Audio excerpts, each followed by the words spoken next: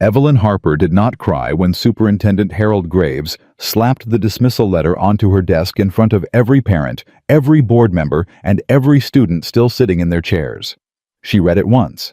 She folded it in half. She looked Harold Graves directly in the eye and said, "You are going to regret this." He laughed. The board laughed.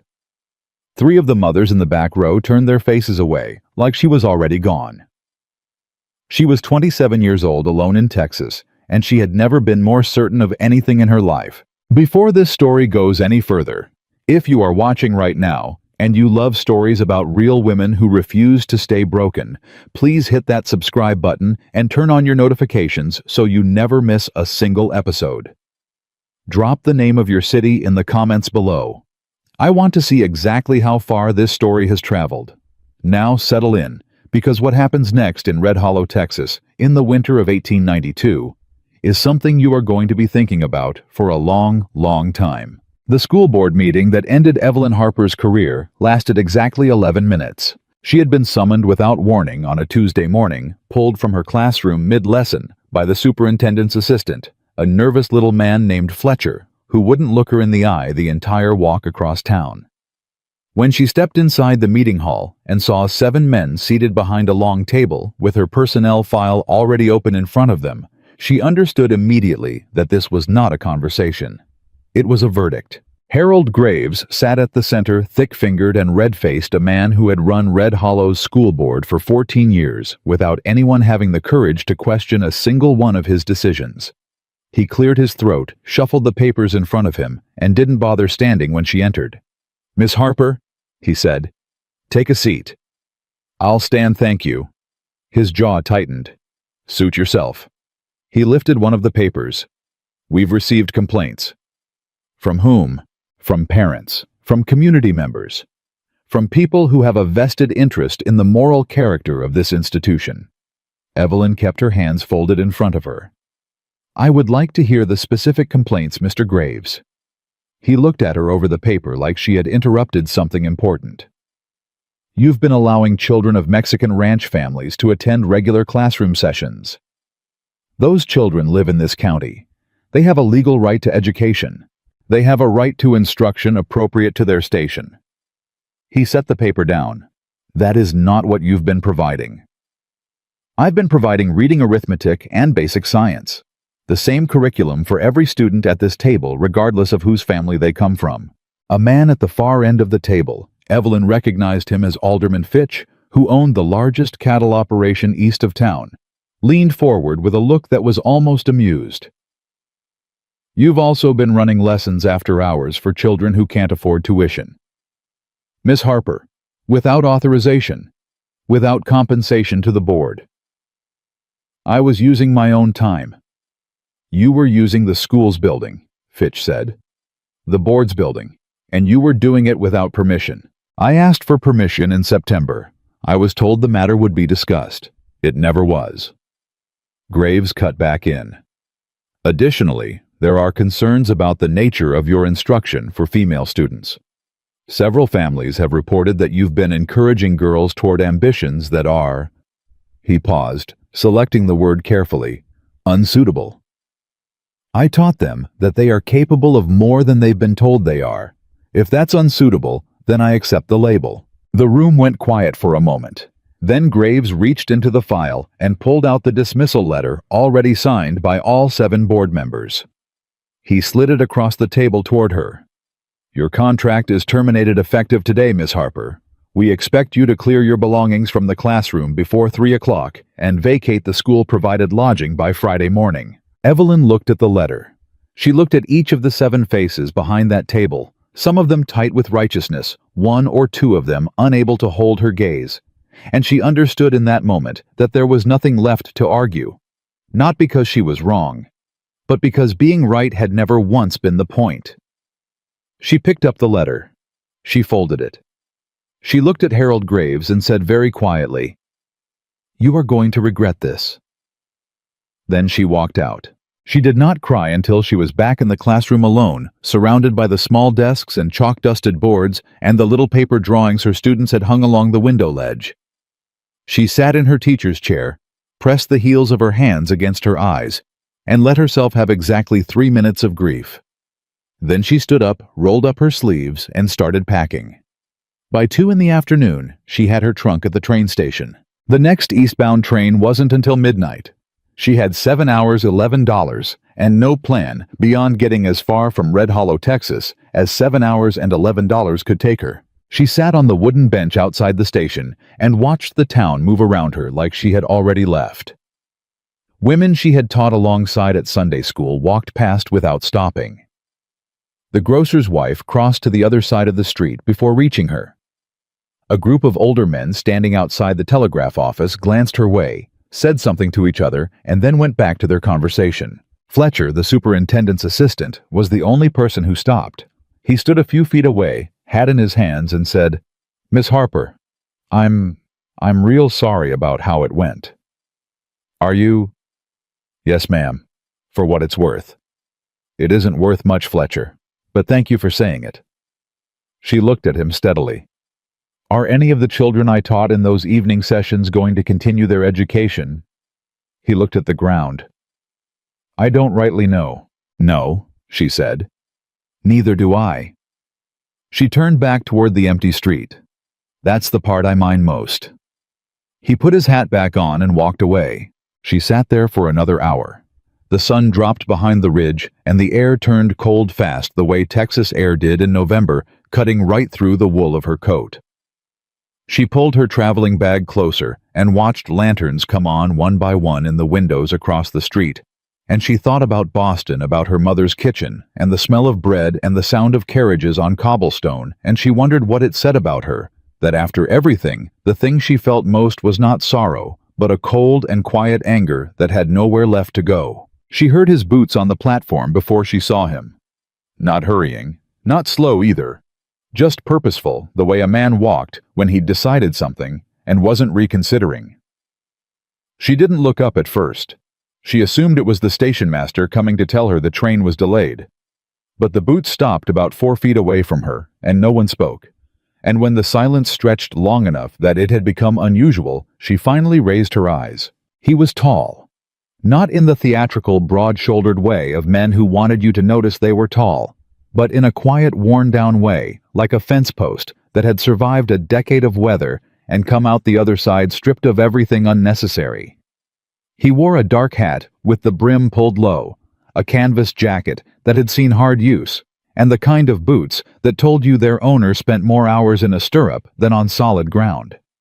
His face was angular, sun-weathered, the jaw darkened with several days of unshaved growth, and his eyes, when he finally tipped his hat back so she could see them, were a dark, tired gray, the kind of eyes that had looked at too many difficult things and learned to hold very still in response. He was holding his hat in both hands in front of him. That surprised her. Men in Red Hollow didn't take their hats off for women they didn't think warranted the gesture. "Miss Harper," he said. His voice was low and unhurried the way certain Western men spoke when they'd spent years in the company of animals and open land and had learned that most things worth saying didn't need rushing. "Yes," she said. "And you are?" "Caleb Turner. I got a spread about 4 miles northeast of town." He paused. "You probably heard of me." She had, actually. The name circulated in Red Hollow the way names of solitary, vaguely feared men tended to circulate in small towns, not as gossip exactly, but as a kind of shorthand. Turner's Ranch. The widower. Keeps to himself. Don't cross him. She'd never seen him in church, never seen him at any of the social functions the town organized, never seen him anywhere except once at the general store, when he'd been loading supplies into a wagon bed with the efficiency of a man completing a task he wanted finished as fast as possible. "I've heard the name," she said carefully. He nodded, like that was exactly what he'd expected. "I heard what happened at the school board this morning." Word travels fast. "It's a small town." He turned his hat once in his hands. "I want to ask you something, Miss Harper, and I need you to hear me out before you answer." She studied him. He wasn't looking at her the way most men looked at a woman sitting alone on a train platform in the dark, that combination of evaluation and mild contempt that she had learned to identify and brace against. He was looking at her the way someone looked at a person they were trying to judge fairly, which was a different thing entirely. "All right," she said, Ask. I need a teacher, not for children." He stopped. Something shifted slightly in his face. A tightening that she understood instinctively was not comfortable for him. "For me, there are gaps in my education that have caused me problems. Business problems. And I don't have the—" He stopped again. "I need to be able to handle my own correspondence and my own contracts without asking someone else to do it for me. And I need to learn how to do that without the whole county knowing it's something I can't already do." She understood immediately what he was saying, and also what he was not quite saying. "How serious are the gaps?" she asked. He held her gaze without flinching. "Serious enough that I rode into town tonight to find a dismissed school teacher and ask for her help before she got on a train and left. That answer your question?" She was quiet for a moment. The lantern at the end of the platform swayed slightly in the wind. "And in exchange," she said, "room and board through winter. The ranch house has a separate room. It's modest, but it's warm, and it's private. You'd have your meals, your firewood, whatever you need for supplies, and I'd pay you." He named a figure that was not extravagant, but was considerably more than her teaching salary had been. "When spring comes, and you want to leave, you leave. No obligation beyond that." She looked down at her trunk sitting beside the bench. "Mr. Turner," she said slowly, "you understand that I was just fired for behavior that this town has decided is immoral. Having me come live on your property, even in a separate room, even for a legitimate purpose, will not do your reputation any favors." "My reputation in this town," he said, "was fixed a long time ago, and not in my favor. I don't spend much time worrying about it. People will talk. People always talk. The question is whether you care enough about what they say to stay cold on a train platform all night, waiting for a ride back to a city where you'll have to start over from nothing."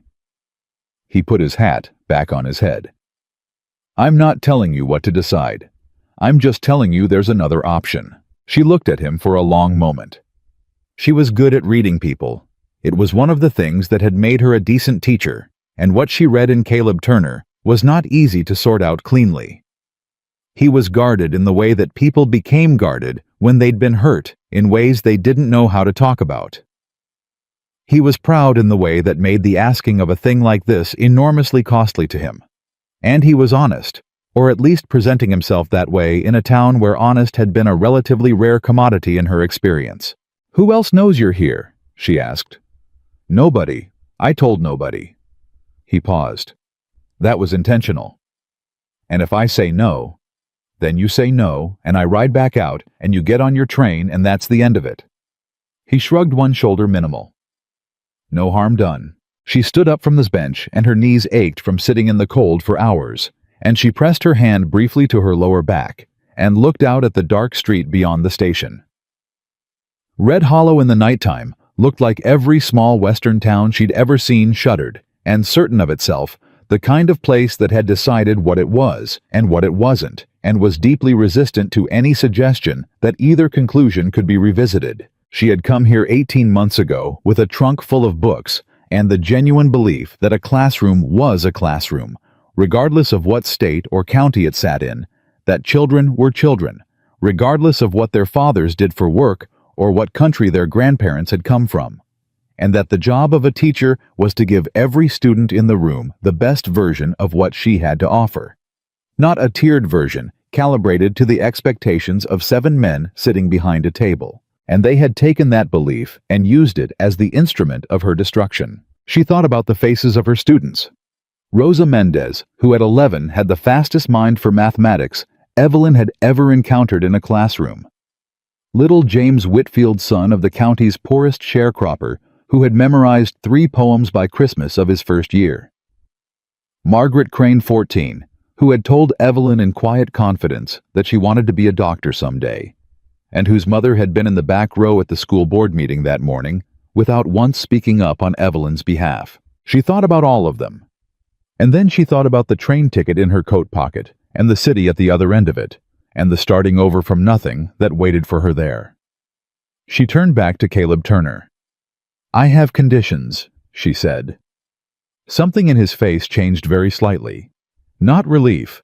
He wasn't a man who would allow himself to show relief, but a loosening, the faintest loosening around the eyes.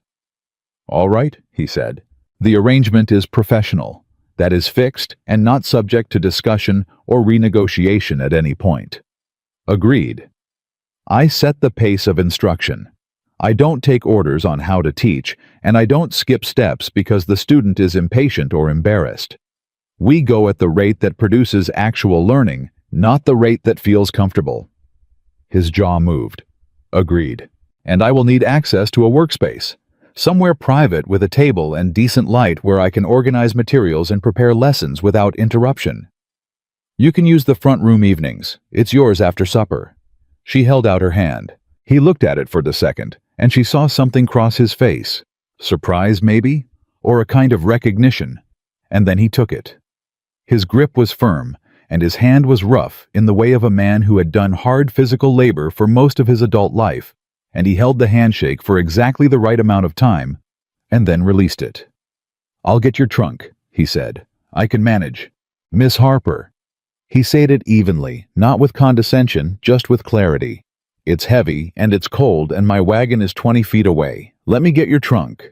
She let him get the trunk. He loaded it into the wagon without visible effort, and she climbed up to the bench seat, and he came around the other side and took up the reins, and they drove out of Red Hollow in silence, the town's lamplit windows falling away behind them one by one, until there was only the open Texas dark, and the sound of hooves on hard-packed dirt road, and the stars overhead enormous and indifferent, the way stars always were in country, this flat and this wide.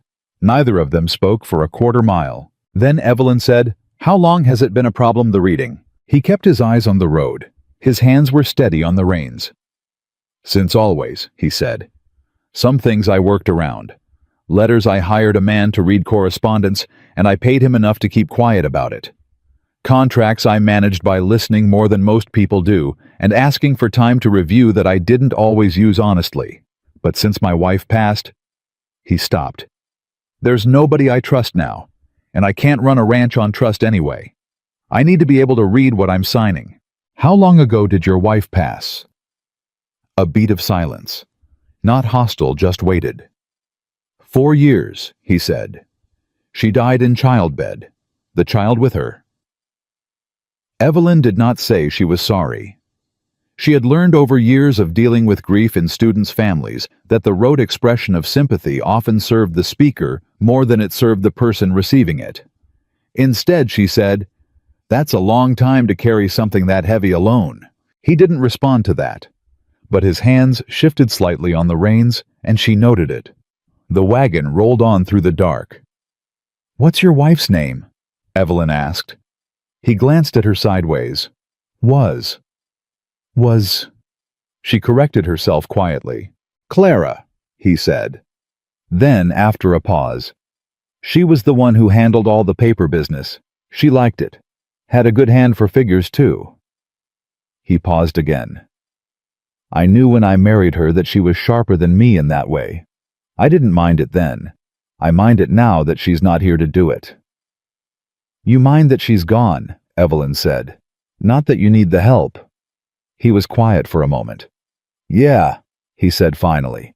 "That's more accurate." Somewhere in the far distance, a coyote called, and then another answered it, and the horses' ears swiveled, but their stride didn't break, and the dark road stretched out ahead of them, and the lights of Red Hollow were entirely gone now, and the only warmth in the world seemed to be the faint amber glow coming from the windows of the ranch house, slowly growing larger at the end of the lane. "Mr. Turner," Evelyn said. Caleb, what made you come to the station tonight?" You could have asked any number of tutors from the county. Why a dismissed teacher with a reputation like mine? He was quiet for long enough that she thought he might not answer. Then he said, "Because a teacher the town is afraid of is a teacher who is doing something real. And I don't need someone who teaches what's safe. I need someone who teaches what's true." He pulled the wagon to a stop in front of the ranch house and set the brake.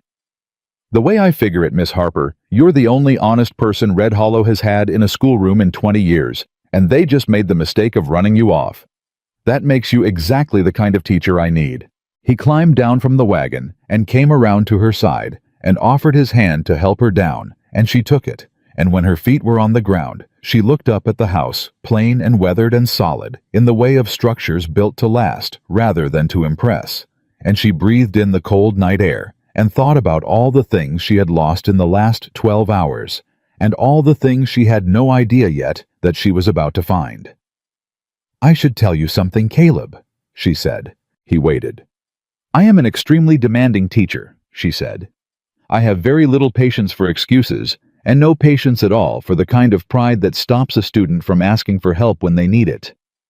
If we're going to do this, we do it honestly, which means when you don't understand something, you say so.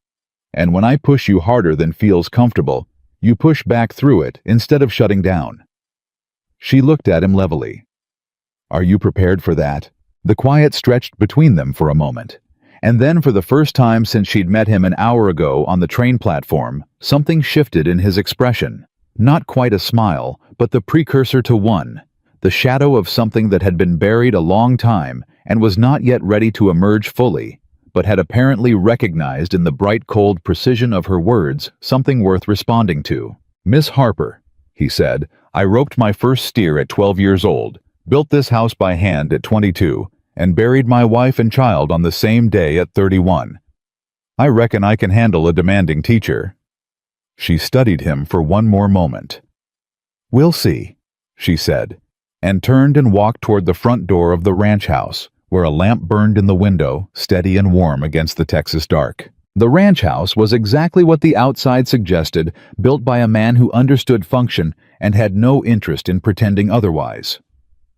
The front room held a stone fireplace, 2 chairs worn smooth with years of use, a table that had clearly served as both a dining surface and a workspace, and a wooden shelf along one wall that held not books but tools, a coil of rope, a tin box, a stack of folded papers held together with twine, a lantern, and a single Bible with a cracked leather cover that someone had set there a long time ago and not moved since. No books, not one. Evelyn noticed that the way you notice the absence of something essential, the way a doctor noticed the absence of color in a patient's face, not as a judgment, but as information she needed in order to understand the full scope of what she was dealing with. Caleb set her trunk down near the door of the smaller back room and straightened up.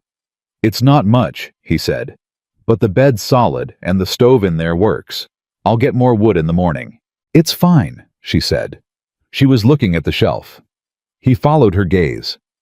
She saw something move through his expression, a bracing, the kind a man did when he was about to be seen doing something he hadn't consented to, and then he crossed to the shelf and turned the Bible face down in a motion so practiced it was almost reflexive. She didn't comment on it. "I'll start a fire," he said. "I can manage a fire. Miss Harper." The same quiet steadiness he'd used at the station. "Sit down. You've had a long day." She sat down. He built the fire in about 4 minutes, economical and competent, and then stood and brushed his hands on his trousers. "I eat at 6 in the morning and 6 in the evening. You're welcome to eat when you like. There's bread and salt pork in the kitchen." He paused. "I'll need to let the hands know we have a guest. I've got 2 men who work the cattle Hector and a boy named Walt. They mind their own business." "When would you like to start?" she asked. He looked at her. "Lessons," she said. "We may as well establish a schedule tonight so neither of us wastes time wondering about it tomorrow." He was quiet for a moment. "Evening, I suppose, after the day's work is done." "Mornings are better for retention," she said. "The mind is fresher. If your work permits, I'd suggest an hour before the day starts and another hour after supper. The morning session for reading and writing. The evening session for whatever else needs addressing: correspondence, contracts, figures." Something flickered behind his eyes. Not resistance exactly. More like a man recalculating the cost of a thing he'd already agreed to purchase. "All right," he said finally. 6:30 mornings then." She nodded. 6:30. He went to his room. She sat by the fire for a while longer and listened to the sounds of the ranch settling around her, the occasional shift of horses in the barn, the wind against the shutters, the small creak of the house in the cold, and she thought about what he'd said in the wagon. that she was the only honest person Red Hollow had put in a schoolroom in 20 years. She thought about that for a long time before she slept. The first morning lesson started the way all first lessons started, with the truth. She put a sheet of paper on the table in front of him, laid a pencil beside it, and said, "Write your name." He picked up the pencil. He set it down. He picked it up again. And then, with the slow deliberateness of a man performing surgery on himself, he wrote, not exactly wrote, but constructed letter by careful letter, C-A-L-E-B-T-U-R-N-E-R. It took him 40 seconds. Every letter was legible but effortful. The hand pressure uneven, the spacing irregular, the letters the size of a child's first attempt. She didn't say anything for a moment. Then she said, "Good. Now read me what you wrote." He looked at the paper. His jaw tightened. "Caleb Turner," he said in the flat voice of someone reciting from memory rather than reading. "Point to each word as you say it." He pointed. His finger hesitated over Turner for a fraction of a second too long. "All right," she said. She slid the paper aside and replaced it with a fresh sheet. "I'm going to write a sentence. I want you to tell me every word you recognize." She wrote, "The cattle need water before noon." He leaned forward and studied it. His breathing changed. She could hear it, the slight constriction that came when a person was working harder than they wanted to let on. He pointed to "That one," he said. And his finger moved. "Water." Another pause. "Noon?" "Cattle," she said. "Do you know that word?" He shook his head once tight. "Need before." He looked at the words. He shook his head again. She had taught children who struggled with reading. She had taught adults who had come to literacy late through no fault of their own. She knew what it looked like, the particular combination of effort and shame that lived in the body of someone who had spent years hiding the fact that the written world was largely closed to them. She had never once believed that difficulty with reading reflected anything about the quality of a mind. But she also knew that knowing that intellectually did absolutely nothing to reduce the shame the person sitting across the table was feeling right now. "Caleb," she said. He looked at her. "I need to understand something before we go any further. The letters, do you know all of them? Can you identify them individually?" A long pause. "Most of them." "Which ones give you trouble?" He was quiet for long enough that she thought he might not answer. Then he stood up abruptly and walked to the window and stood with his back to her and his hand on the frame, and he said very low, "B and D, P and Q, sometimes G and C. When they're in the middle of a word, I lose them." He turned around. His face was hard and controlled, but his eyes were doing something different. "I've known that since I was 8 years old. I just got very good at working around it." She held his gaze steadily. "Those letter confusions have a name," she said. "It doesn't mean your mind is slow. It means the way you see letters is different from how most people see them. And it's something we can work with directly." She paused. "How much of that did the teachers in your childhood address?" He let out a sound that wasn't quite a laugh. "The teachers in my childhood called it stupidity and moved on." She kept her face neutral and her voice level. "They were wrong," she said. "And we're going to prove that starting this morning." She picked up the pencil. "Sit down. We're going to start with B and D, and we're not going to leave them until they're fixed in your mind permanently." He came back to the table. He sat down. He did not say thank you, and she did not expect him to, because gratitude at this stage would have meant lowering a wall he needed to keep up in order to function. And she respected that. She understood walls. She'd built a few herself. They worked for an hour. At the end of it, he could distinguish B from D 9 times out of 10 without hesitation. And when he got the 10th one right, he set the pencil down and sat back and looked at the ceiling for a moment, in a way that was so much like a man trying to contain something too large for the space available, that she looked deliberately at her own notes to give him the privacy of it. "Same time tomorrow," she said. He cleared his throat. "Same time tomorrow," he agreed. She was organizing her materials when Hector came to the door, a broad-shouldered Mexican man, about 40, weathered and careful in the way of someone who had learned that being careful was a form of self-preservation. He had brought word that a rider had come from town with a letter for Mr. Turner left at the fence post since nobody had answered when he knocked. Caleb took the letter. He turned it over once. He set it on the table without opening it. After Hector left, Evelyn looked at the envelope. It was sealed with red wax and bore the return stamp of a law firm, Alderman and Fitch Attorneys at Law Red Hollow, Texas. "That's from Fitch," she said. "The alderman on the school board." Caleb looked at it like it was a thing that might move on its own. "How long has he been sending you letters?" she asked. Something shifted in his face. "That's the fourth one this year," he said quietly. "I had the first 3 read to me by a man I trusted. After that He stopped. "After that I found out the man wasn't entirely trustworthy. So the last one I didn't have read at all." She looked at him. "Caleb, how long ago was the last one?" "September. It was November." "May I?" she asked, and nodded at the letter. His jaw worked. He pushed it across the table. She broke the seal. She read.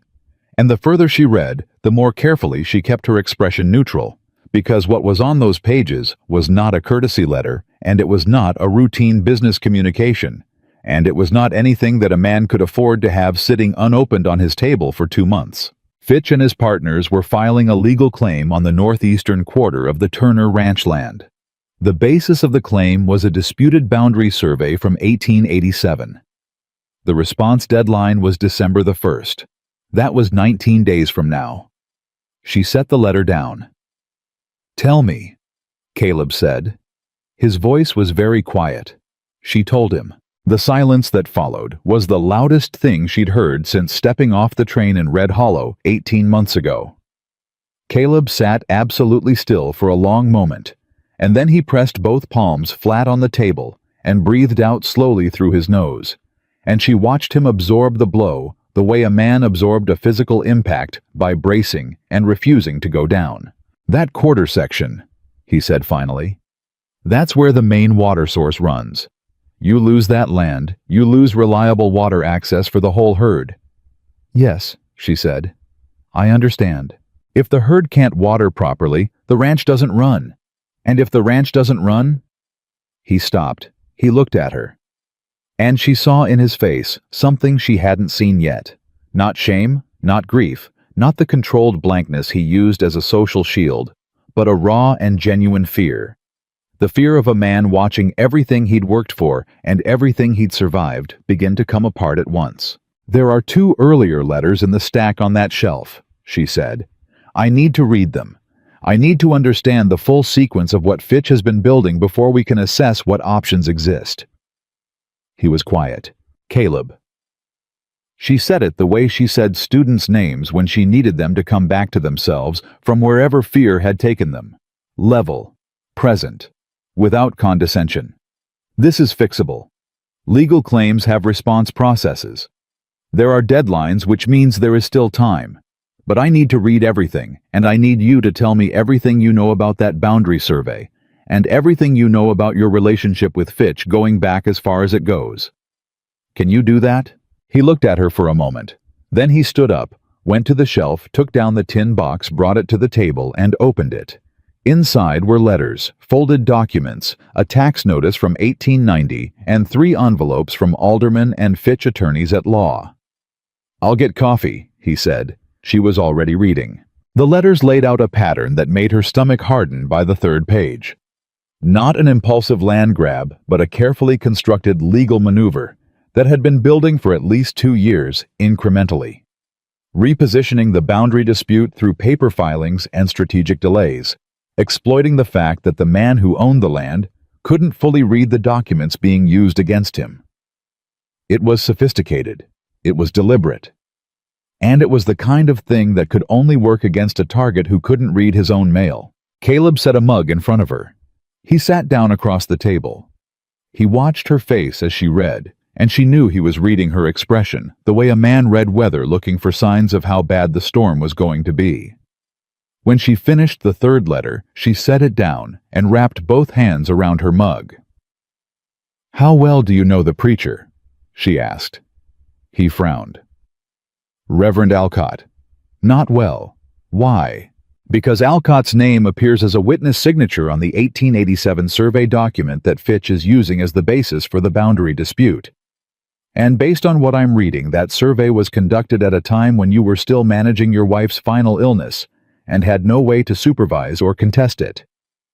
She looked at him steadily. "You were being set up before you even knew there was a game." He said something under his breath that was not appropriate for polite company, and under the circumstances, she had absolutely no objection to it. "Who do you trust in this county?" she asked. "Not acquaintances. Who do you genuinely trust?" he thought. "Hector," he said. "And Doc Perkins, maybe. Doc has no stake in the land fights." "Is there a lawyer in the county who doesn't have a financial relationship with Fitch?" Another silence, longer this time. "There might be one in Abilene. Then we need to get a letter to Abilene by the end of this week." She looked at him directly. "And you're going to write it yourself?" He stared at her. "I can barely write my own name. You wrote your name this morning in 40 seconds, and 9 of your 10 letters were correctly formed. In 4 days I can teach you enough to draft the bones of a letter. I'll help you with the rest." She held his gaze. "This matters, Caleb. A letter from your own hand in your own words, requesting legal representation against a land fraud scheme that is a different document than anything I write for you. It establishes your voice. It establishes your competence. And it tells whoever reads it that you are not the man Fitch has been counting on you to be." The fire in the hearth crackled. Outside, the wind was picking up, pressing against the walls of the house with the quiet insistence of Texas weather announcing its intentions. Caleb Turner looked at the stack of letters that had been quietly dismantling his life for 2 years, while he sat 20 feet away, unable to read them. And something in his face changed. Not the polished, complicated expression of a man recalibrating, but something rawer and older and harder to name. The look of a person who had just clearly identified the thing they were fighting and found beneath the fear something that felt almost like relief. "All right," he said. "Teach me." They worked for 4 days straight, without a single day of rest between them, and by the end of the second day, Evelyn had stopped thinking of the sessions as lessons in the conventional sense, and started thinking of them as something closer to excavation. The slow, careful removal of years of debris from around a mind that had always been capable and had simply never been given the right tools. Caleb was not an easy student. He was impatient with himself in the particular way of people who had spent decades performing competence they didn't fully possess.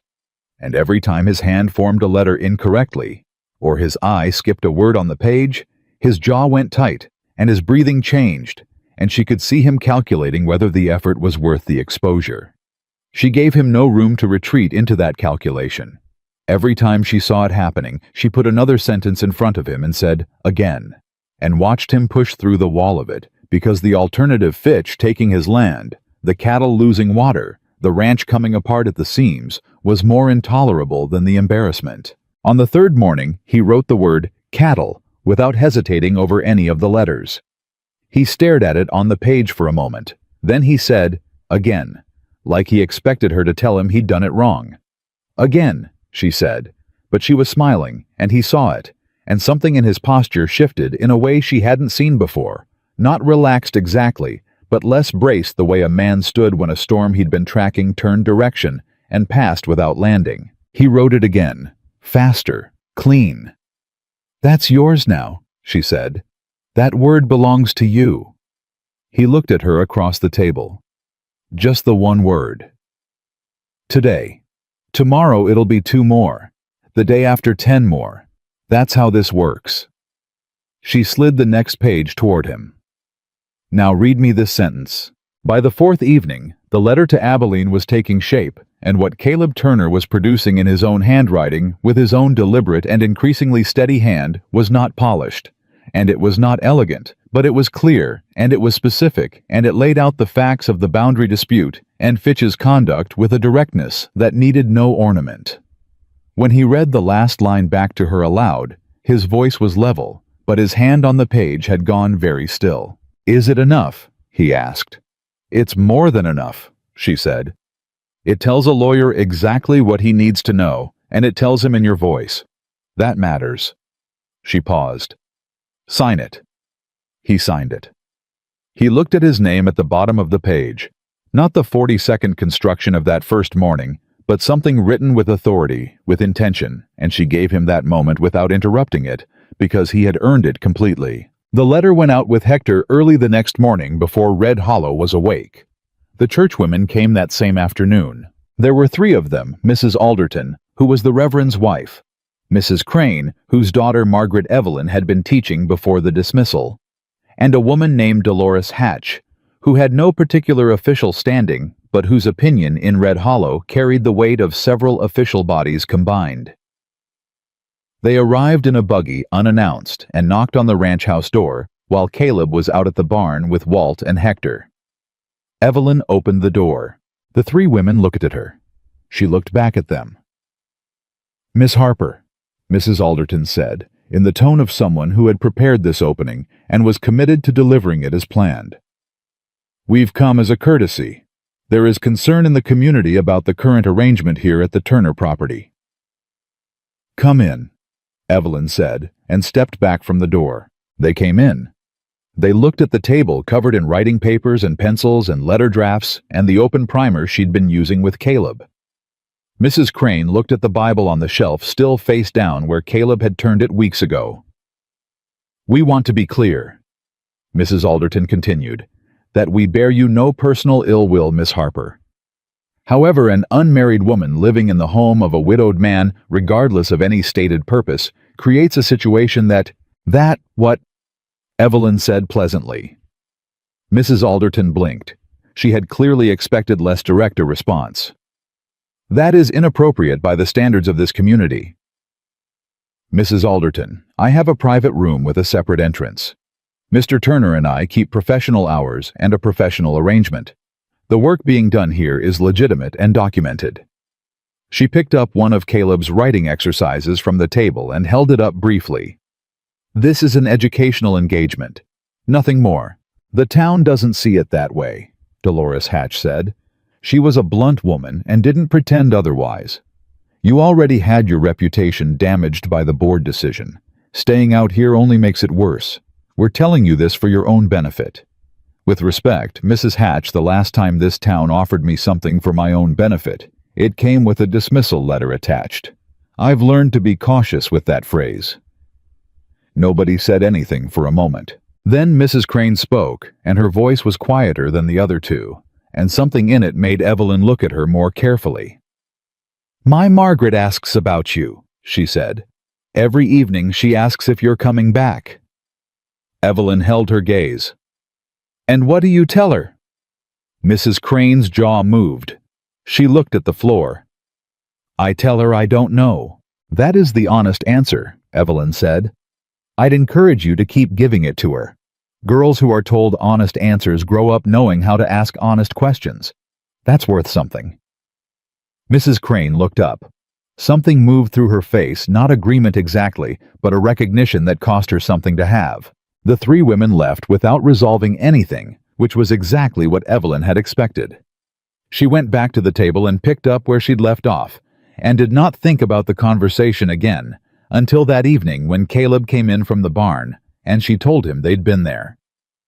He stopped in the middle of the room. "What did you tell them?" he asked. "The truth, that our arrangement is professional and legitimate." "And they believed you?" "Probably not. But that's their problem, not mine." She set her pencil down. "It might become yours, though. If the community pressure reaches a point where it affects your business relationships, your contracts, your—" "Miss Harper?" He pulled out the chair across from her and sat down. "You wrote 3 letters on my behalf this week after yours. Went out one to my cattle buyer in Abilene, one to the county tax office, one to the feed supplier. I've owed a response to since August." He folded his hands on the table. "Before you got here, those letters didn't exist. That cattle buyer was about to give my contract to someone else. The tax office was a week from filing a lien. The feed supplier hasn't threatened anything yet, but he would have. He looked at her steadily. I am not going to ask you to leave because 3 churchwomen drove out here to be uncomfortable in my front room. Do you understand me? She held his gaze. Yes, she said. I understand you. Good. He reached across and turned the primer to face him. What are we doing tonight? They did compound words until 9 o'clock, and when the lamp started to dim and she told him they were done for the evening, he pushed back his chair and stood, and said without preamble, You're a good teacher, Miss Harper. I don't say that to be polite. She looked up at him. I know you don't, she said. Thank you. He nodded once and went to his room, and she sat for a while longer, with the lamp burning low and the fire settling into coals, and she thought about Margaret Crane asking for her every evening, and about Rosa Mendez and her gift for mathematics that would almost certainly go untended now, and about all the children Red Hollow had decided didn't merit the same quality of attention as the ones whose fathers could pay for it, and the anger that had nowhere left to go when she'd sat on that train platform 3 weeks ago had, without her entirely noticing, found somewhere to go after all. It had settled into something quieter and more purposeful, the kind of feeling that didn't need to shout because it had already decided. It was Hector who changed everything, and he did it on a Tuesday morning in the 2nd week of December, 6 days before the Abilene lawyer was due to arrive. He came to the door earlier than his usual time, and when Evelyn answered it, she saw immediately that something was wrong. He was holding his hat too tight, and his eyes were doing the careful thing they did when he was calculating what was safe to say. Is Mr. Turner in? He asked. He's at the table. Come in, Hector. He came in. Caleb looked up from the letter he'd been practicing, copying a passage Evelyn had written out for him, 2 sentences about water rights that he was transcribing with increasing fluency and speed. He read Hector's expression the same way she had. Sit down, Caleb said. Hector sat. He turned his hat in his hands. I was in town yesterday evening, he said. At the feed store. There were men talking in the back room. I don't think they knew I was still there. He paused. Mr. Fitch was one of them. The other 2 I didn't know by name, but I know their faces. They work for Fitch, do odd jobs. Caleb set his pencil down very deliberately. What were they saying? Hector looked at Evelyn briefly, then back at Caleb. They were talking about the schoolhouse, about the foundation being... He stopped, chose his words. About how a building with a compromised foundation and old lantern oil stored in the wrong place could go up faster than anyone would expect. The room went absolutely still. Evelyn heard herself breathe. She heard the fire. She heard nothing else. When? Caleb said. His voice had gone to a place she hadn't heard before, not loud, not hard, but stripped of everything except the essential question. I don't know. They stopped talking when they heard something near the door. I left before they saw me. Hector met Caleb's eyes. I came here first thing this morning. Caleb stood up. He moved to the window, stood there for a moment with his back to the room, and when he turned around, his face had that particular stillness she'd come to understand was not calm, but its opposite. A man holding an enormous amount of force perfectly contained, because he knew that releasing it in the wrong direction would destroy something. Why the schoolhouse? Evelyn asked. She heard the steadiness in her own voice and was mildly surprised by it. What does burning an empty building get, Fitch? Caleb looked at her. It's not about the building, he said. It's about who gets blamed for it.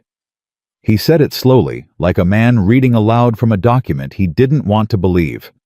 They know you're here, Evelyn. The whole county knows. If that building burns, and there's any way to connect it to you, the teacher who was fired for being dangerous. The woman living out at the Turner Ranch stirring up trouble. He stopped. It gives the town a story, a simple story. And simple stories are harder to fight than legal claims. She stared at him. He was right. She knew he was right the moment he said it, because it was exactly the kind of elegant, cowardly construction that had been working against both of them from the beginning. Not a direct attack, but a manufactured narrative, a fire with her name already written in it before the first match was struck. We need to warn the Reverend, she said. Even if Alcott signed that survey, he wouldn't want his church associated with arson. Alcott does what Fitch tells him, Caleb said flatly.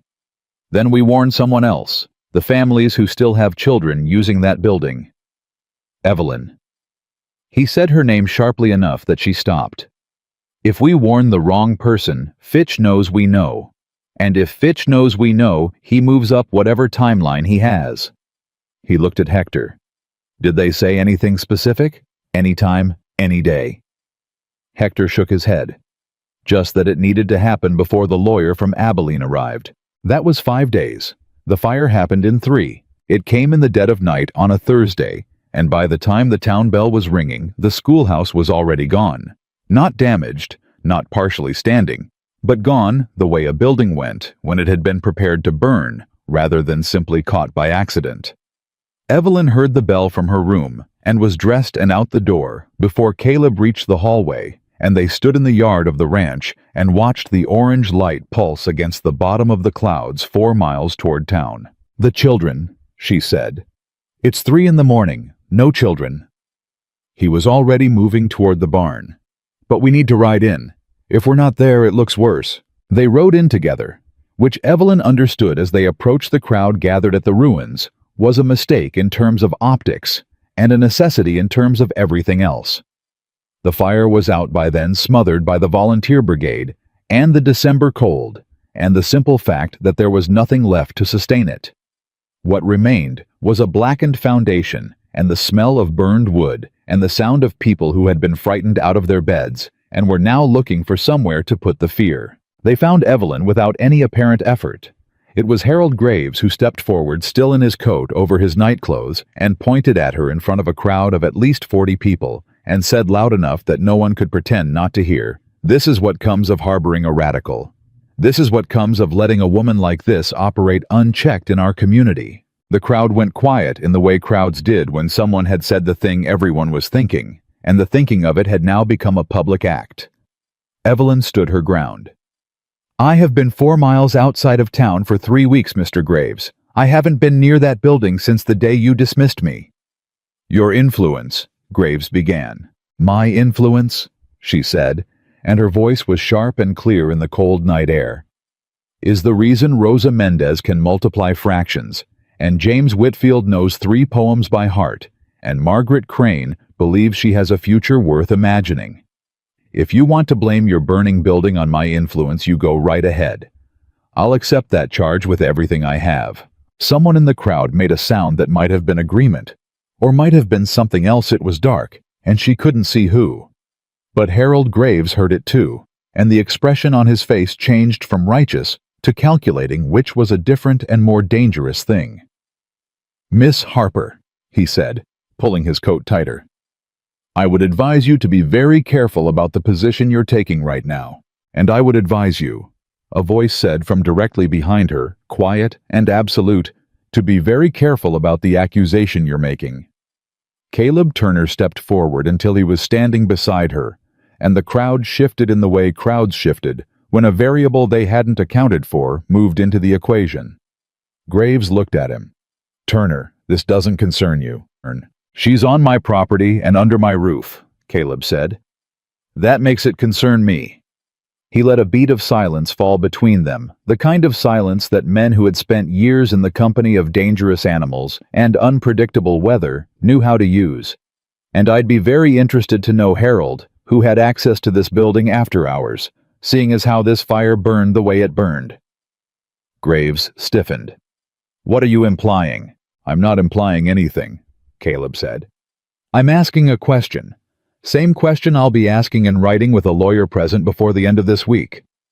He held Graves's gaze without blinking. "You have a good night."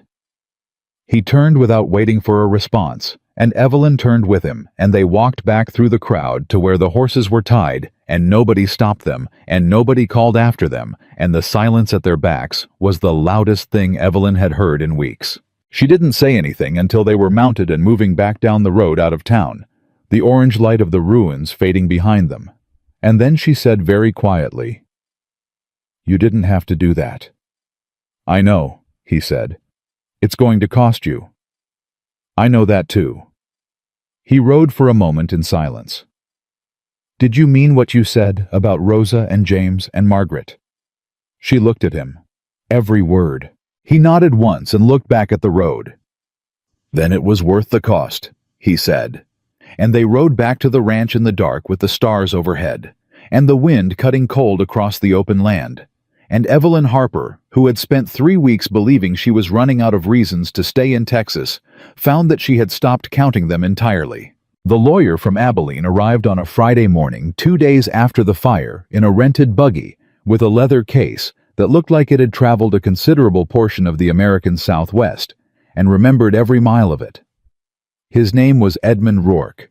He was 61 years old, and he had the kind of face that suggested he had heard every variety of human dishonesty and had stopped being surprised by any of them approximately 30 years ago. He read through all of Fitch's correspondence at the kitchen table, while Caleb stood by the window and Evelyn sat across from Rourke with her own notes laid out beside the originals. Rourke read without comment, occasionally turning a page back to reread something, occasionally making a small mark in the margin of his own notebook. When he finished, he closed the correspondence file and looked at Caleb. "This is aggressive work for a county alderman," he said. "Fitch has been aggressive his whole life," Caleb said. "He's just usually better at hiding it." "What changed?" "My wife died. She handled all the paper business." Caleb said it plainly, with the directness of a man who had decided that the cost of plainness was lower than the cost of anything else. Fitch knew that. He waited the better part of a year and then started building his case. He's been counting on me not being able to read what he was sending. Rourke looked at him without expression. "And can you?" Caleb pulled the primer across the table and opened it to the page he'd been working on the night before, and read the passage aloud without hesitating on more than 2 words. It was not fluent. It was not polished. But it was unmistakable. Rourke watched him and then looked at Evelyn, and she read in his expression a question she didn't answer because it wasn't hers to answer. "The boundary survey from 1887 is the weak point in Fitch's chain," Rourke said. "The witness signatures need to hold legal scrutiny. You mentioned the Reverend's name appears there." "Alcott," Caleb confirmed. "Is Alcott the kind of man who signs things without reading them, or the kind of man who signs things knowing exactly what they say?" Caleb thought about that for a moment. "The second kind," he said. "But he's also the kind of man who, when the weight of what he signed gets heavy enough, starts looking for a way to put it down." Rourke nodded slowly. "I'd like to speak with Alcott before I file anything. A cooperative witness changes the shape of this case considerably." He closed his notebook. "I'll stay through next week if you can accommodate me." "There's a room," Caleb said. Rourke glanced at the papers on the table, at the primer, at Evelyn's neat, organized notes, and then at Caleb with an expression that was not quite approval, but was in the neighborhood of it. "You put together good documentation," he said. "That was Miss Harper," Caleb said. Rourke looked at her. "Whose idea was the letter to Abilene?" "His," she said. Rourke picked up his case. "Then you've both got more sense than most of the clients I see," he said, and went to find the spare room. Fitch made his move that same afternoon. He came to the ranch himself, which surprised Evelyn when she saw the buggy, because it was not the move of a man who was confident. It was the move of a man who had learned something unnerving. The Abilene lawyer, probably someone in town, had seen Rourke arrive and was recalibrating faster than his usual pace. Caleb met him in the yard. Evelyn stood in the doorway of the ranch house and watched. Fitch was a thick man in his 50s, with a beard going silver, and the kind of easy authority that came from having been the largest financial presence in a room for most of his adult life. He climbed down from the buggy without hurrying and straightened his coat and looked at Caleb the way a man looked at a chess piece he was deciding whether to take or sacrifice. "Caleb," he said, "I think we should talk." "We're talking," Caleb said. He did not offer his hand. He did not step forward. He stood where he was with his thumbs hooked in his belt and let Fitch come to him, which was a small thing, but not a meaningless one. "I'm going to be honest with you," Fitch said. "That would be a first," Caleb said pleasantly. Fitch's expression flickered. He adjusted. "The boundary situation has gotten complicated in ways I didn't intend. I think there's a resolution here that works for both of us, without involving outside parties. He named a figure, a purchase price for the northeastern quarter section, that was reasonable by any objective measure, possibly even generous. Caleb looked at him for a moment without speaking. "That land is worth more than that in water rights alone," he said finally. "And you know it. Which means this offer is what you're willing to pay to make a lawyer from Abilene go away before he starts asking questions about the survey." He tilted his head slightly. "What questions are you afraid of, Alderman?" Fitch's jaw tightened. The easy authority shifted into something else, something with less patience in it. "I'm trying to handle this reasonably, Caleb. My land isn't for sale," Caleb said. "Not the northeast quarter, not any of it. And the lawyer stays." He looked at Fitch steadily. "You have a good afternoon." Fitch looked past him at the ranch house doorway at Evelyn standing there, and his gaze held on her for just long enough to communicate that he understood exactly what she was to this situation, and had not forgotten what he could still do about it. Then he got back in his buggy and left. Caleb came inside. He sat down at the table and pressed both hands flat on the surface and breathed out slowly. "He's going to push harder now," Evelyn said. "I know." "Are you sure about the land? Because if he escalates—" "I'm sure," Caleb said. He looked up at her. "Clara and I built this ranch with $12 and a borrowed wagon and 4 years of work I don't have words for. That northeast quarter is where she used to ride in the evenings when the light was good." He paused. "It's not for sale." She nodded. She didn't say anything else because there was nothing to add to that. That evening, she was working at the table when she heard him in the room he used as a study, quiet sounds paper moving the occasional pause. She had heard those sounds before and had learned to recognize them as his private practice sessions, the ones he ran himself outside of their formal lessons late at night when he thought she was asleep or occupied. She had never commented on them. She understood that a man needed to own some part of his own progress. But after an hour she heard something different, a stillness that had weight to it. And then his voice, low and careful, reading aloud to himself, and she recognized after a moment what he was reading.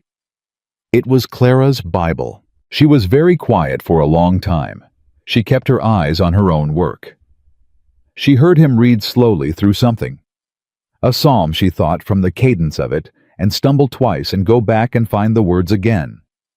And she heard the cost of it, and the determination underneath the cost, and she thought about a man who had turned that book face down on the first night she arrived, because he couldn't bear the reminder of what he couldn't access, and she pressed her hand briefly over her mouth and looked at the ceiling, and told herself very firmly that she was a professional with a professional arrangement, and a professional level of composure, and then she went back to her notes. He came out 20 minutes later. He set the Bible on the table. He sat down. "I read the 23rd Psalm," he said. She had it underlined, Clara. He looked at the cover. "First time I ever read it myself, instead of just hearing someone else say it at her funeral." Evelyn put her pencil down. She looked at him directly. "How was it?" she asked. He thought about that for a long moment. "Like hearing something for the first time even though I already knew it," he said. She held his gaze. He held hers. Neither of them looked away, and in the space between them, something shifted quietly into a new position, the way a river shifted after a season of pressure, not dramatic, not sudden, but permanent. And they both felt it, and neither of them named it, because naming it would have required both of them to be ready, and neither of them was entirely ready yet. "Same time tomorrow," he said finally. "Same time tomorrow," she agreed. He went to bed. She sat at the table for a long time with the lamp burning and the Bible where he'd left it, and the sound of Texas wind against the shutters, and she thought about what it meant to watch a person find themselves on the page. Not discover something new about themselves, but recognize something that had always been there, buried under other people's assessments of their worth. It was what she had always loved about teaching, and she had not expected to find it here like this under these circumstances with this particular man. But there it was. Reverend Alcott came on a Wednesday morning, and he came alone, which told Evelyn before he opened his mouth that this was not an official visit. He was a small man with a precise manner and nervous hands, and he stood at the door of the ranch house with his hat in both hands and asked to speak with Mr. Turner privately. And Caleb looked at him for a moment and then said, "Anything you need to say to me can be said in front of Miss Harper. She's been managing my correspondence for the better part of a month, and she knows more about my business than anyone." Alcott looked at her. She looked back at him with the expression she used for students who were about to tell her something they'd been holding too long. He came inside. He sat down. He set his hat on his knee. He looked at the table surface as though reading something written there, and then he said, "The survey. The 1887 survey. I signed it as a witness without. I was told it was a routine boundary documentation. I was told there was no dispute. I was told—" He stopped. I knew Fitch was stretching the truth. I told myself it was a small thing, a line on a map. He looked up at Caleb. It was not a small thing. I understand that now. Why now? Caleb asked.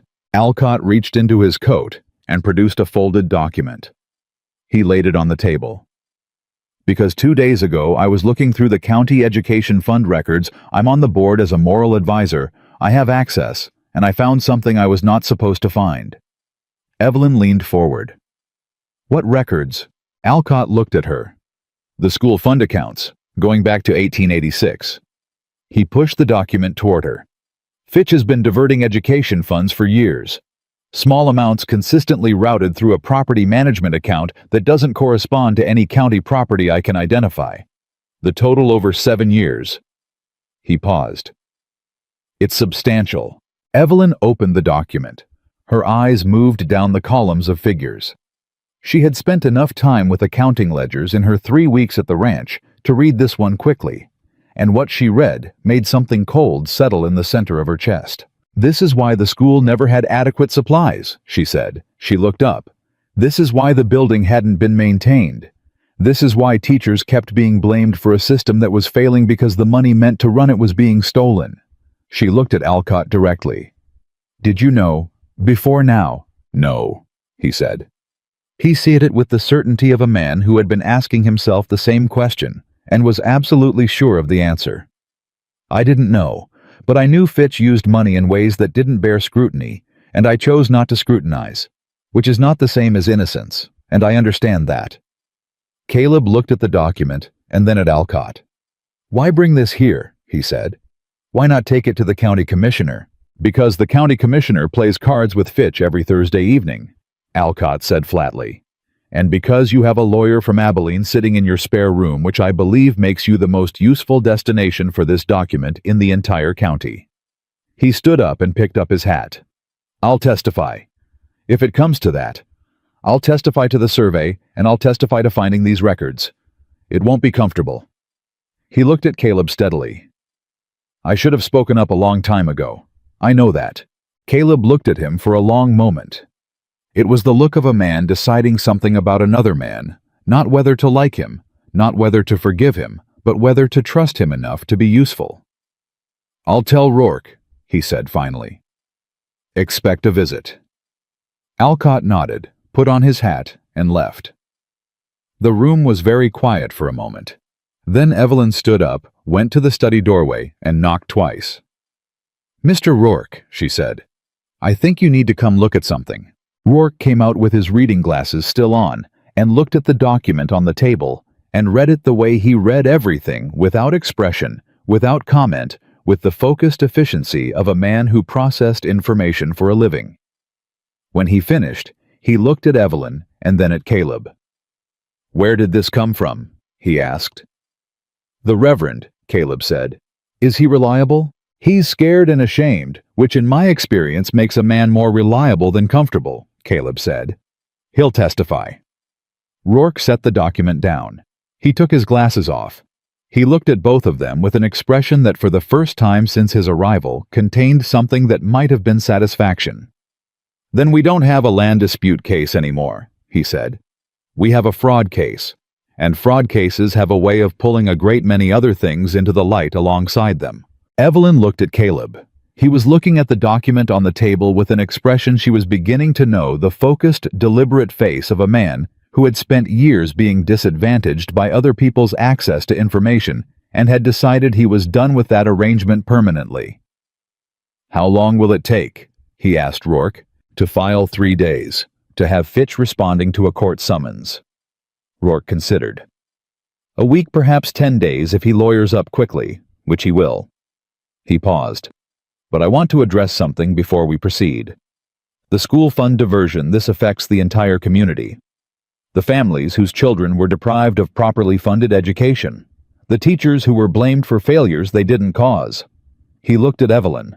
"Including dismissed teachers who might have legal grounds for wrongful termination if the board was operating under fraudulent financial pretenses." Evelyn stared at him. She hadn't considered it. She hadn't let herself consider it the same way she hadn't let herself consider certain other things that were becoming increasingly difficult not to consider, including the fact that she had stopped thinking of the Turner Ranch as a temporary arrangement sometime in the last 2 weeks without clearly registering when. "One thing at a time," she said. Rourke shrugged. "Of course, but the options exist." He picked up his notebook. "I'll draft the filing tonight." He went back to the study. Caleb looked at her. "Wrongful termination," he said. It wasn't a question. It was the sound of a man turning a new piece of information over in his hands, examining its weight. "I said one thing at a time," she said. "You did." He was quiet for a moment. "Evelyn." She looked at him. He only used her given name when something mattered enough that formality would have been a kind of dishonesty. "Whatever happens with Fitch," he said, "whatever happens with Rourke and the courts and all of it, I want you to know that what you did here, coming here, the letters and the lessons, and everything with Rourke that mattered, regardless of how the rest of it goes." He paused. "I needed you to know that." She looked at him for a long, steady moment. "I know," she said quietly. "And for what it's worth, Caleb, so did I." Neither of them spoke again for a while, but the silence between them had changed character entirely from the silence of that first wagon ride out of Red Hollow, and they both knew it, and neither of them was inclined to disturb what had settled there by saying anything further about it. The filing went out the following morning, and by the afternoon of that same day, something remarkable had begun to happen in Red Hollow, Texas, the kind of thing that happens when a truth too large to contain finally finds the crack in the wall it has been pressing against. People started talking. But this time, they were not talking about Evelyn Harper. They were talking about Alderman Fitch and the education fund, and the years of books that didn't arrive, and roofs that didn't get repaired, and teachers who got blamed for a system that had been quietly hollowed out from the inside, while the man responsible sat in the front pew at church every Sunday morning and told the town it was doing fine. Mrs. Crane arrived at the ranch on Thursday evening just before dark. She knocked, and when Evelyn answered the door, she held out a basket with bread and preserves and said without preamble, "Margaret wants to know if you'll teach her again. Privately, if there isn't." She stopped. She pressed her lips together. "I should have spoken up at the board meeting," she said. "I want you to know I know that." Evelyn looked at her for a moment. Then she stepped back from the door. "Come in, Mrs. Crane," she said. "I'll put on coffee." The county hearing was scheduled for the second Tuesday of January, and the night before it. Caleb Turner sat at the kitchen table until nearly midnight, writing something that was not a legal document, and not a lesson exercise, and not a letter to any lawyer or county official. He wrote slowly with the deliberate care of a man for whom each word was still a small act of will. And when Evelyn came out at 11:30 to refill the lamp oil, she saw what he was doing and quietly refilled it without comment, and went back to her room and lay awake for a long time, listening to the sound of the pencil moving across the page. She told herself she was thinking about the hearing. She was not entirely thinking about the hearing. The hearing room in the county courthouse was not large, but it was full by 8 in the morning, fuller than Rourke had expected. He admitted quietly to Evelyn, as they took their seats, fuller than a routine fraud proceeding had any business being. But then, this was not a routine proceeding, and Red Hollow was not a town that had ever managed to be indifferent to its own business. And word had traveled the way. Word traveled in small places through back doors and kitchen tables and conversations, held in low voices that somehow reached everyone regardless. Fitch arrived with 2 lawyers from Dallas, which told the room everything it needed to know about how seriously he was taking the filing. He didn't look at Caleb when he entered. He didn't look at Evelyn. He sat down at his table and talked to his lawyers in a voice too low to carry, and kept his face arranged in the expression of a man who had been unfairly put upon and was managing his patience admirably. Rourke laid out the case in 62 minutes. He was not dramatic about it. He did not need to be. The documents made the argument: the diverted education funds, the manipulated survey, the sequence of legal filings timed to exploit a man's inability to read his own correspondence, and he presented them in the flat, precise language of someone who understood that facts of this quality required no embellishment. Alcott testified for 22 minutes. His voice shook twice. He did not retreat from a single word. When Fitch's lawyers attempted to characterize the boundary survey as a routine administrative matter, with no fraudulent intent, Rourke produced Hector's written account of the feed store conversation, the one about compromised foundations and lantern oil, and the room made a sound that was not quite a gasp and not quite silence, but something between the two. The county judge was a man named Harlan Cole, who had been on the bench for 18 years, and had the manner of someone who had heard every variety of human justification, and had developed a constitutional immunity to being impressed by any of it. He looked at the evidence. He looked at Fitch. He looked at his lawyers. And then he said in the level tone of a man announcing the weather, "I'm going to need significantly more convincing than I'm currently receiving that any part of this documentation is in dispute." Fitch's lead lawyer leaned in and said something close to his ear. Fitch looked at the table. The hearing recessed for 40 minutes, and when it resumed, Fitch's legal team made a proposal: full restitution of the diverted school funds, surrender of the boundary claim against the Turner property, and a financial settlement to be negotiated with the County Education Board. No admission of criminal wrongdoing, which Rourke told Caleb privately he had expected, and which would be contested separately, in a proceeding that would take longer and yield a result that was less certain. "Take the settlement for now," Rourke said quietly. "The land is protected. The school funds come back. The rest we build toward." Caleb looked at Evelyn. She looked back at him and said, "The children need the money now, not in 2 years when a criminal proceeding resolves." He nodded. "Take it," he told Rourke. When the hearing concluded and people began filing out of the room, Harold Graves found his way through the crowd to where Evelyn was gathering her documents from the table. He stood for a moment without speaking, which was an unusual state for Harold Graves, and she let him be in it without rescuing him from the discomfort. Finally, he said, "The board made a decision based on incomplete information and pressure from Fitch that I should have questioned more rigorously than I did." He paused. "That's the most accurate thing I can say about it." "It is accurate," she agreed. "I'm not asking you to." He stopped. "I don't expect anything from you, Miss Harper. I just needed to say it to your face." She studied him. He was not a good man. She didn't think the evidence supported that conclusion, but he was a man who understood that he had done something that required acknowledgement, and he was acknowledging it without negotiating the terms of the acknowledgement, which was something. "Thank you for saying it, Mr. Graves," she said. And she meant it in the precise and limited way that it deserved to be meant.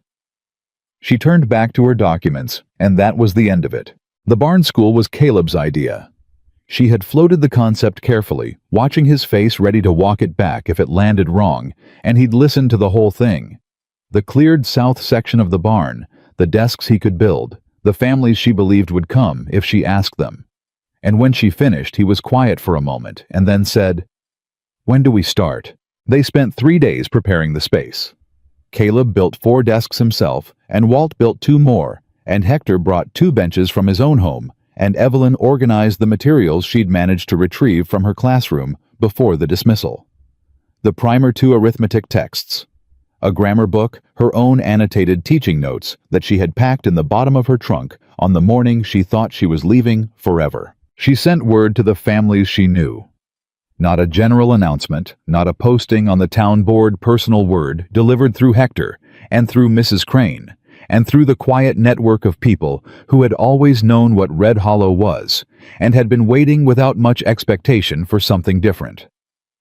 The first morning, 3 children arrived. Rosa Mendez, who was 12 now, and had grown 2 inches since September, came with her father and her younger brother, who was 7, and had never been inside a classroom. Rosa walked through the barn door and looked at the desks and looked at Evelyn, and her face did something complicated and young and overwhelmed, and Evelyn crossed the room and put both hands on her shoulders and said, "Sit wherever you like, Rosa. You're home." Rosa sat in the front row. Her father shook Caleb's hand at the door for a long time without speaking. By the second week, 10 children were coming. By the end of January 23, word traveled in the particular way that good things traveled in small communities, slowly at first, and then all at once, family by family. The ones who had been watching and waiting to see whether this was real before committing to it, and then the ones who had been watching the watchers and drawing their own conclusions. Families came from 4 miles away. Then 8. Then one family arrived who had traveled from a neighboring county entirely because someone at a feed store had mentioned it to someone else in passing. Margaret Crane came on the 3rd Tuesday with her mother behind her and a composition book under her arm that she had apparently been using to practice her own writing exercises in the absence of formal instruction. When Evelyn looked at what she'd been doing, the careful, self-directed work of a girl who refused to stop learning, even when the institution responsible for her learning had been taken away. She had to breathe through her nose for a moment before she could trust her voice. "This is excellent, Margaret," she said. "I knew you'd come back," Margaret said. "I told Mama." "You were right," Evelyn said, and meant it in every way available. Caleb sat in on lessons when he could manage it, not at a student desk, not with a primer in front of him, but standing at the back of the space with his arms folded across his chest. Watching the room the way a man watched something he'd built take the weight he'd designed it for. Sometimes the younger children asked him questions. He answered them directly and without talking down to them. And Evelyn watched his face when he did it, the quiet attention he gave each child, the way he listened to their answers with the same careful focus he brought to everything, and she thought about what he'd said on that first wagon ride. That the woman they were afraid of was the one who was doing something real. It was on a Thursday evening in late February, after the children had gone, and the barn was quiet, and she was organizing the next day's materials, that she found the envelope on her work table. It was sealed. Her name was on the front in handwriting. She recognized, careful, deliberate, each letter correctly formed and properly spaced, the hand of a man who had worked very hard to say something worth reading. She looked at it for a moment. Then she sat down and opened it.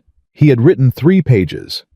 The handwriting was not elegant, and there were 2 words crossed out and restarted, and 1 sentence where she could see he'd paused mid-thought and found his way back into it all, of which made it more readable than any polished document she'd ever handled, because the stops and the restarts were where the truth was. He wrote about Clara first, not about losing her, but about the years they'd had, and about the quality of loneliness that came after, the kind that was different from simple aloneness, because it contained the memory of what had been there before. He wrote about the night at the train station, and what he'd been thinking when he walked onto that platform, and what it had cost him to ask for what he needed, and about the month since, and what they had changed. He wrote, "I am not a man who says things easily. I think you know that. But I have been learning this year that the things worth saying are exactly the things that cost the most to say. And a man who keeps holding them back because they're expensive is a man who ends up poor in every way that matters.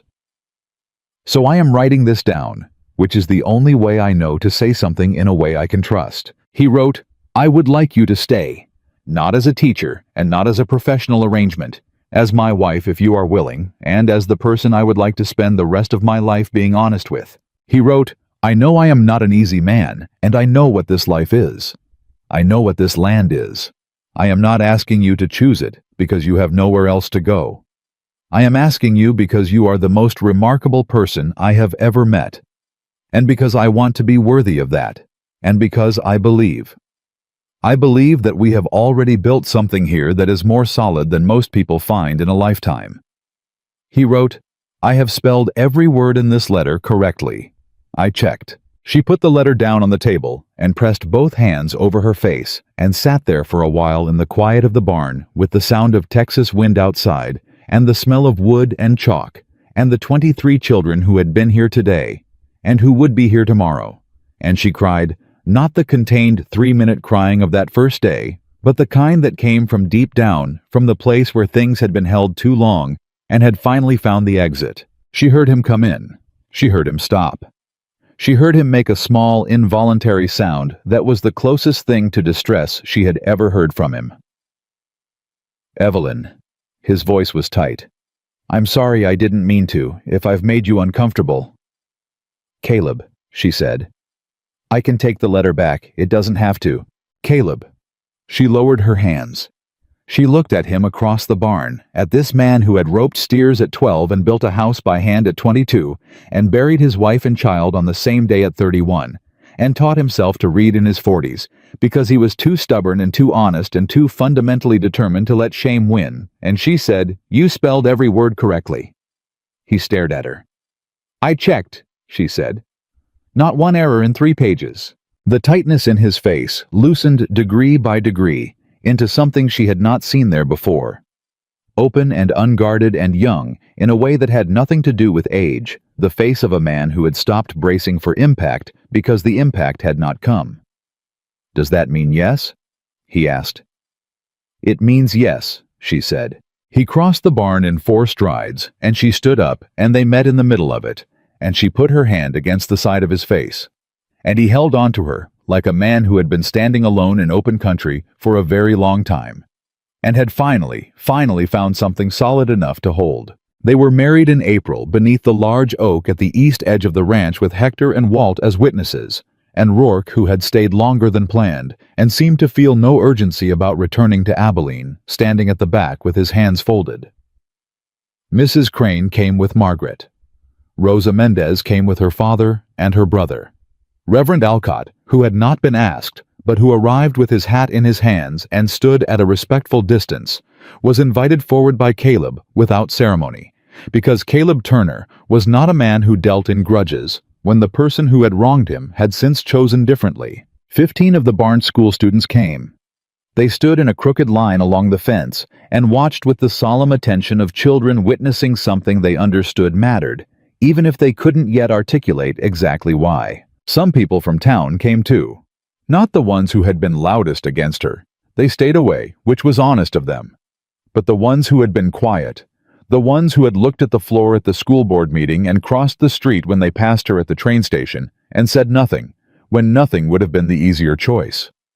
They came and they stood at the edge of the gathering and they watched, and Evelyn did not keep a record of who they were or what it had cost them to be there, because that kind of accounting produced nothing useful. What she kept instead was the memory of Caleb's face when he said what he had to say to her under that oak tree, simply without performance, in the same unhurried voice he used for everything that mattered, and the memory of looking out at the crooked line of children along the fence and thinking that every single one of them was watching a man and a woman choose each other openly in front of witnesses, and that this was also a lesson. Perhaps the most important one she'd ever taught. The Barnes School ran for 7 years before a proper building was funded in part by the recovered education monies that Fitch's settlement had returned to the county, a fact that gave Evelyn a satisfaction she considered entirely justified.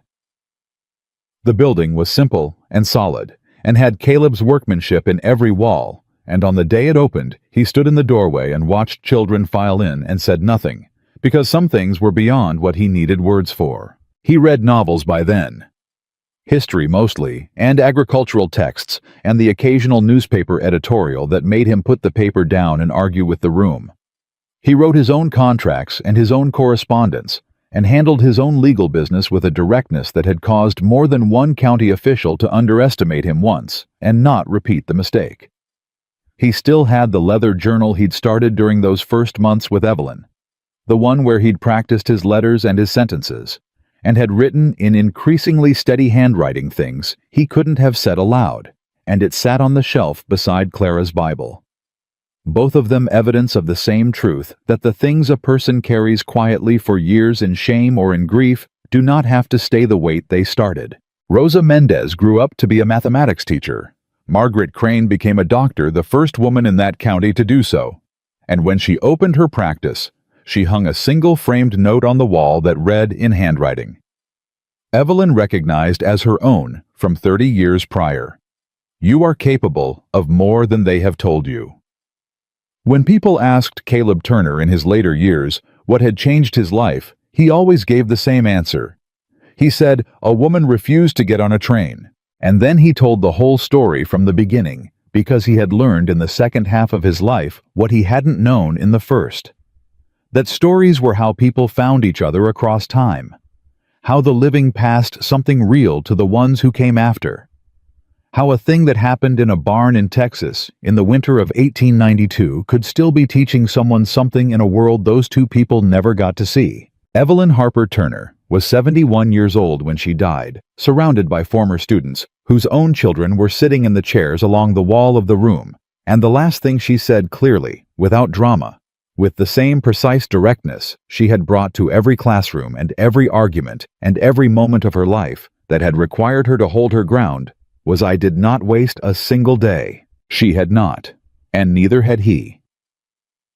And the town of Red Hollow, Texas, which had once handed a woman a dismissal letter and called it justice, learned eventually the slow, humbling way that towns learn things that the most dangerous person they had ever run off their land had turned out to be the best thing that ever happened to them. That is the only ending this story was ever going to have. Because when a woman refuses to stay broken, and a man refuses to stay silent, the world does not stay the same. It never does. It never will.